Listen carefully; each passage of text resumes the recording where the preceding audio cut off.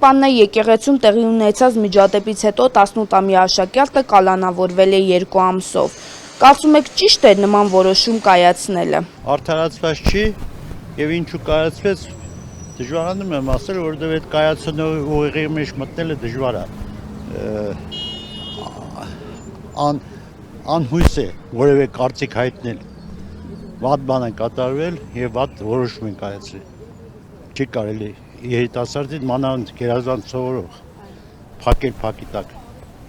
Այսքան։ Ազգի խայտարակություն, դպրոցական երեխուն նստացնում եք որ ինչ։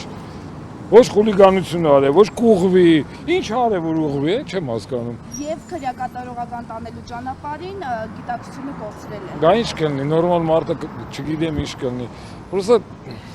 չխոսամ, հա։ Ինչ է կարծում, ան երիտասարդները ովքեր դեմ դուրս գան այս իշխանությանը նույն ճակատագրին չեն։ Գբրնեկը տանեն, ինչ եք խոսում այ մարդ։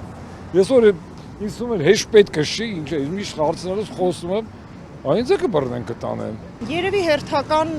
էլի աժոտաժը ստեղծելու համար։ Չեմ կարծում, որ այդ երիտասարդը ինչ է արել, որ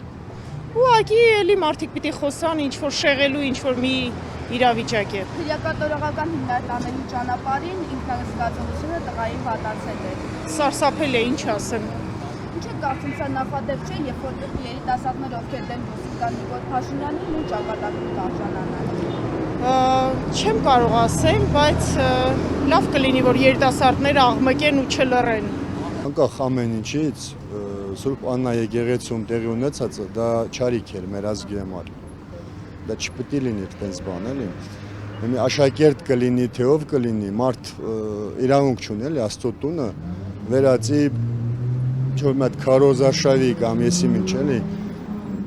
Ու вообще եկեղեցի մտնելը թիկնապահներով դա կմտնի այն մարդը, որ Աստծուց կվախենա։ Տղան, եթե տեսնում եք, ասում են, որ ես ուզում եմ ուղղակի աղոթել իմ կանգնած տեղում։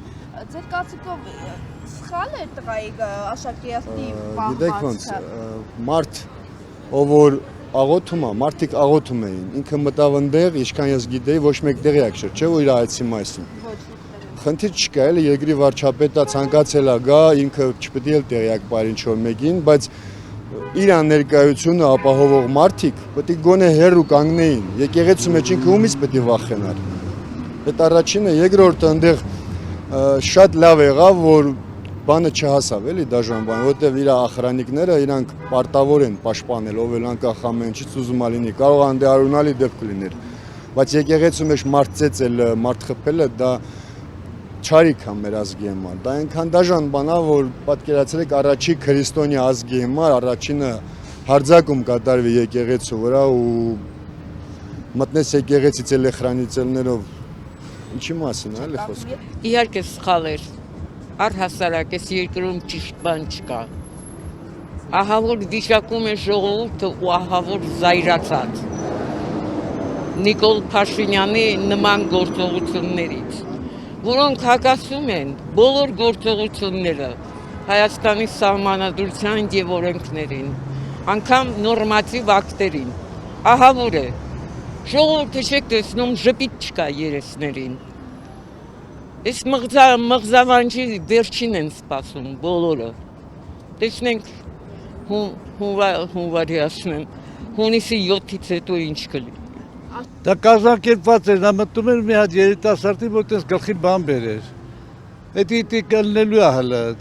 հիմա արդեն անցել է երիտասարդների վրա։ Այսինքն այն երիտասարդները խեղճ երեխեն ինչ էր արել այդտեղ, ասել էր ինչ ես տենց ինձ նայում, թեկուզ մի հատ էլ երիտասարդ է, մի հատ էլ ոգևորել, հիմա ես այս տարիքում մեկը Պարչում ասեմ տակարյուն են, ոչ չեմ հետ է գլուխ դենում, իսկ իրանք եկել են հատուկ դրա համար։ Ինչ է կարծում են երիտասարդները, ովքեր դուրս կգան, դեմ կլինեն Նիկոլ Փաշինյանին, չեն արժանանան։ Բա այդ եմ ասում, ինչ եմ ասում, հիմա ինք արդեն ձերքը դրել է դրանց վրա, որ հիմա երիտասարդներին խեղճացնի, բայց չի կարա։